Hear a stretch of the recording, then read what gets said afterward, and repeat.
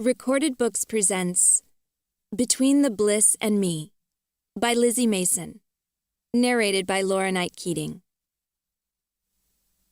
The Complete Poems of Emily Dickinson. Little Brown and Company, 1924. I Gained It So by Emily Dickinson. I gained it so by climbing slow, by catching at the twigs that grow between the bliss and me. It hung so high, as well the sky, attempt by strategy. I said I gained it, this was all. Look how I clutch it, lest it fall, and I a pauper go, unfitted by an instant's grace for the contented beggar's face I wore an hour ago. Chapter 1.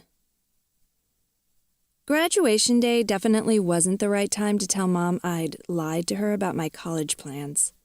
But it's not like I could have kept it a secret much longer. I just wished the reveal hadn't been at my grandparents' country club. My dad's parents. Ever since he left when I was a toddler, we've been the Holman Quartet, gathering awkwardly at major holidays and life events.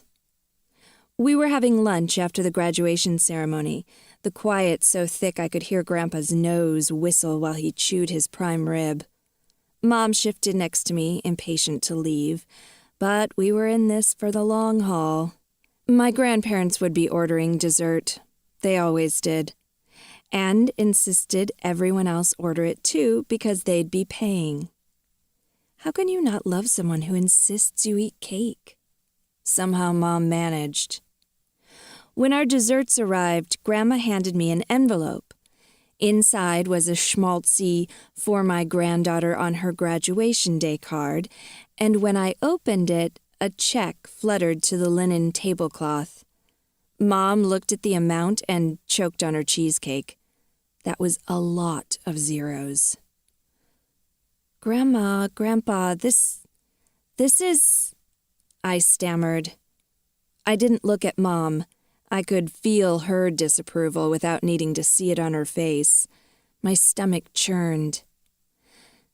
"I know you said you'd pay for school, but you can't just write me a check for $30,000, can you?" "Why not?" Grandma asked, truly puzzled. "It's our money, Sydney. We want you to have it. But this isn't for tuition. I've set up a trust for that. This is just for books or groceries or clothes. For rent if you want to get an apartment with some friends, or if you want to go to Mexico for spring break." I felt something loosen in my chest, like a spool of thread unwinding. I'd been saving for college since I was old enough to work. I knew how expensive all the things Grandma had just named were, and even though Grandma and Grandpa had agreed to pay my tuition, I'd been expecting to pay for everything else. My bank account just hadn't grown quite enough to actually cover it. I'd been planning to work all summer to try to catch up. Visions of sitting poolside flashed in my mind. "Thank you, guys." I jumped up and squeezed Grandma in thanks, maybe with a little more enthusiasm than she would have liked.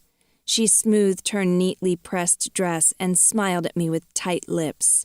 She hated it when I called them guys. I hugged Grandpa, too.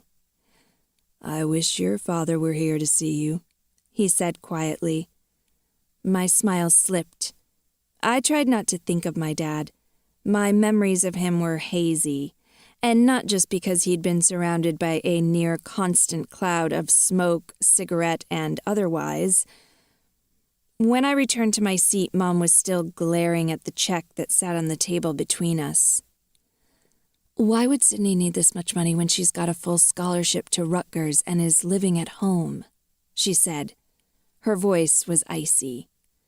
Grandma and Grandpa both looked at me expectantly. My stomach turned to lead. To keep listening to this audiobook, I've left you a link in the description so you can do it, at no cost thanks to Audible's 30-day free trial.